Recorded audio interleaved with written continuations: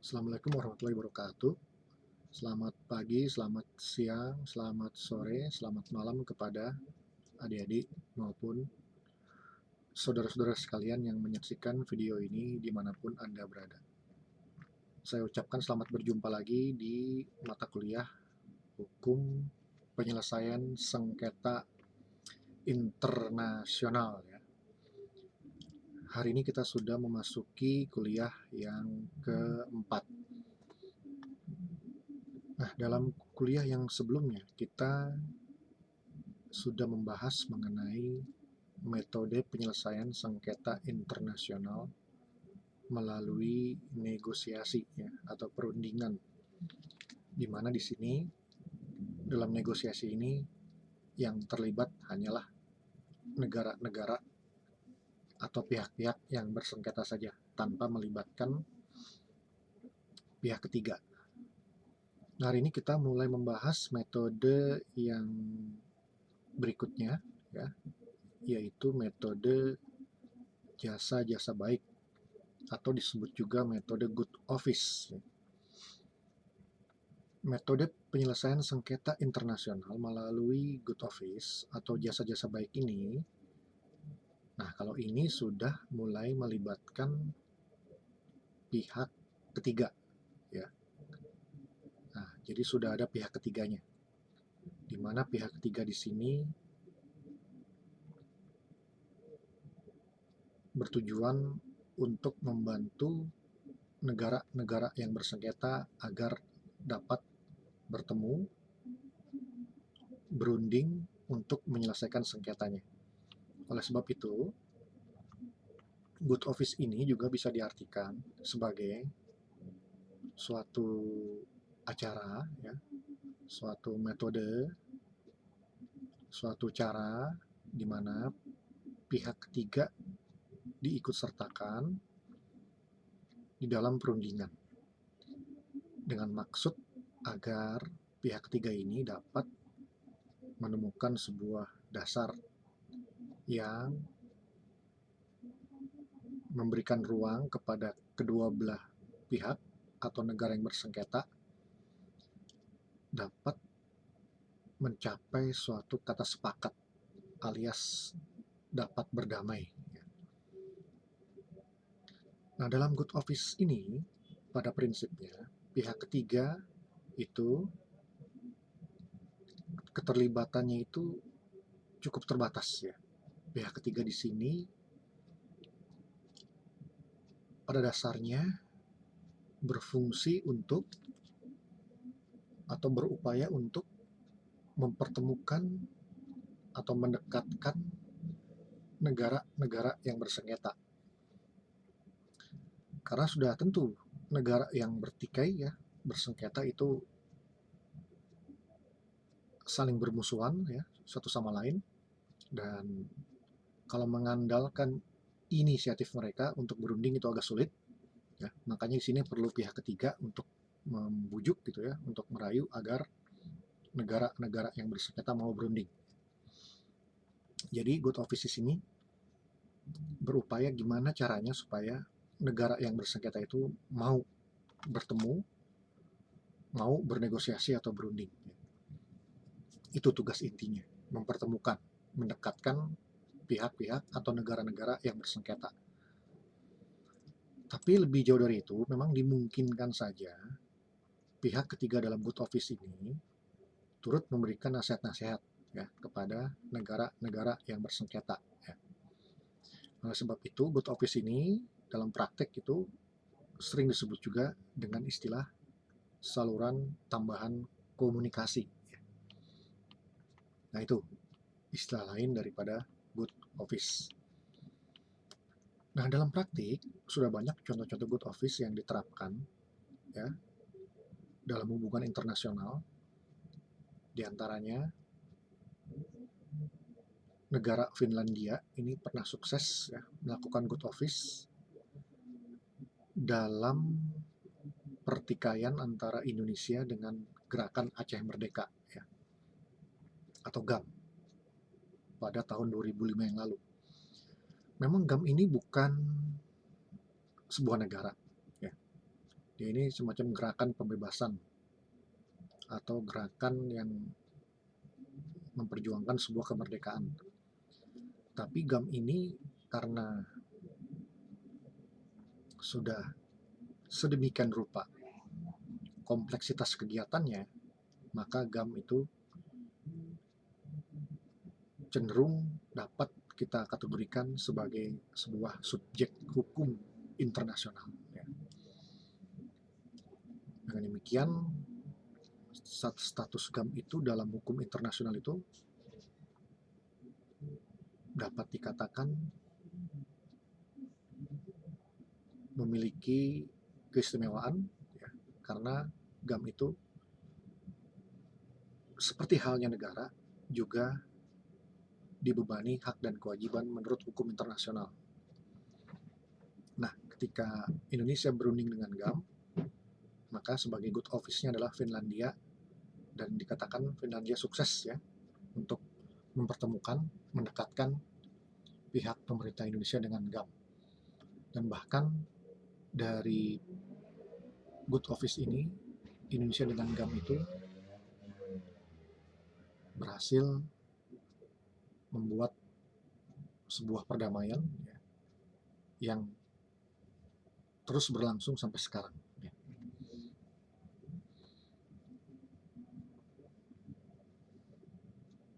Sebagai jalan tengah konflik antara Indonesia dengan GAM, akhirnya diambil beberapa solusi bahwa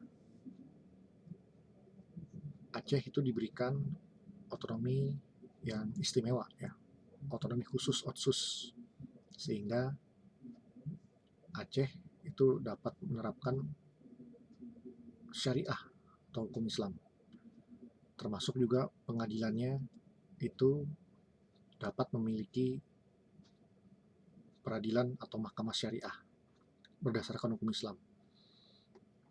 Namun demikian,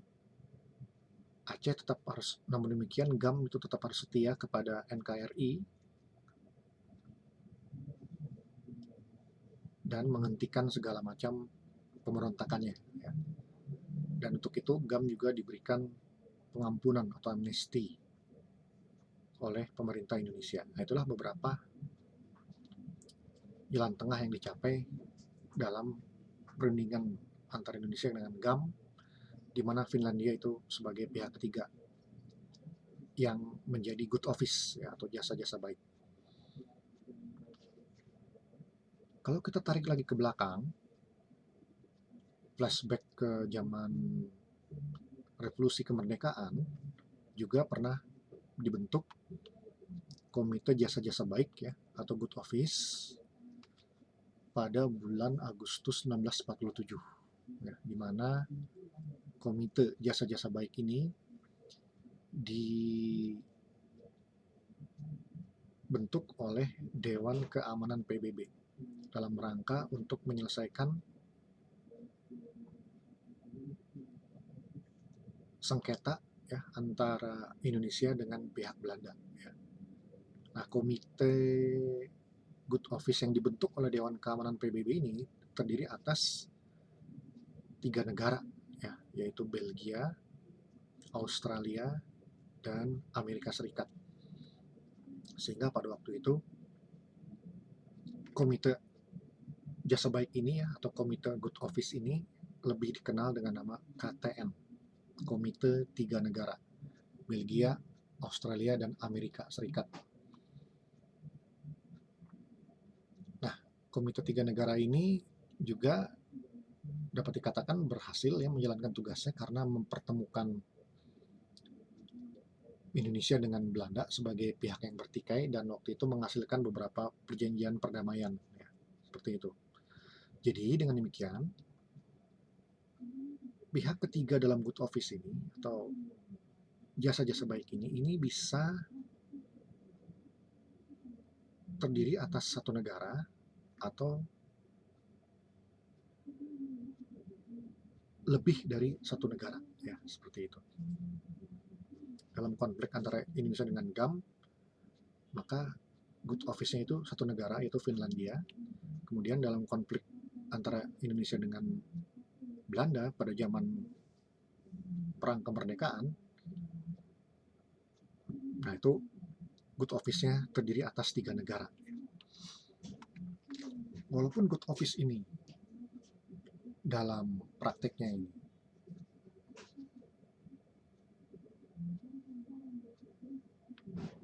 memiliki kemungkinan untuk berhasil, ya, seperti dalam kasus-kasus yang tadi kita ceritakan di atas, tapi tidak tertutup kemungkinan juga good office ini mengalami kebuntuan, ya, atau deadlock, alias terjadi kegagalan untuk tercapainya kesepakatan perdamaian antara negara-negara yang bersengketa.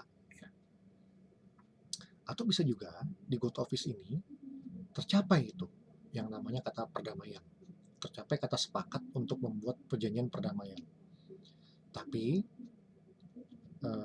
beberapa waktu kemudian negara-negara yang bersengketa memanas lagi dan melanggar perjanjian perdamaian yang sudah dibuat, ya, ketika perundingan melalui good office itu berlangsung.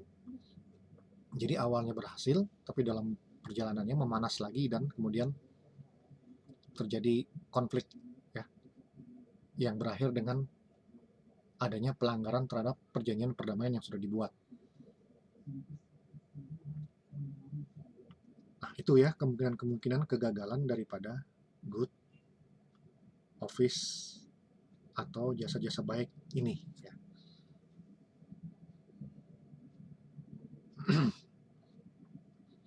Tapi yang perlu kita perhatikan, ya, seperti yang sudah tadi dikemukakan di awal, andai kata pun para pihak yang bersengketa itu sudah ditemukan dan kemudian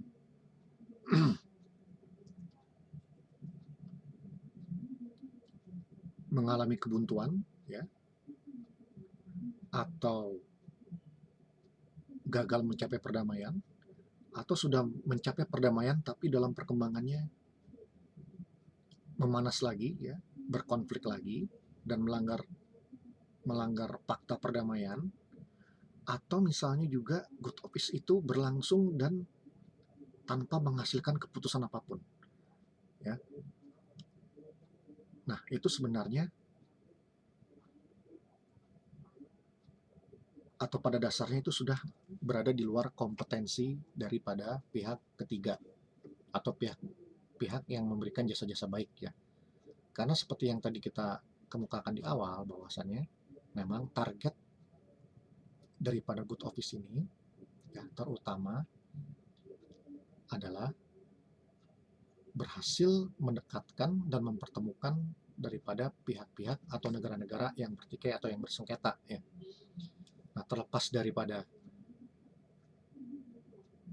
pertemuan itu atau perundingan itu berhasil atau tidak, nah itu sebenarnya sudah berada di luar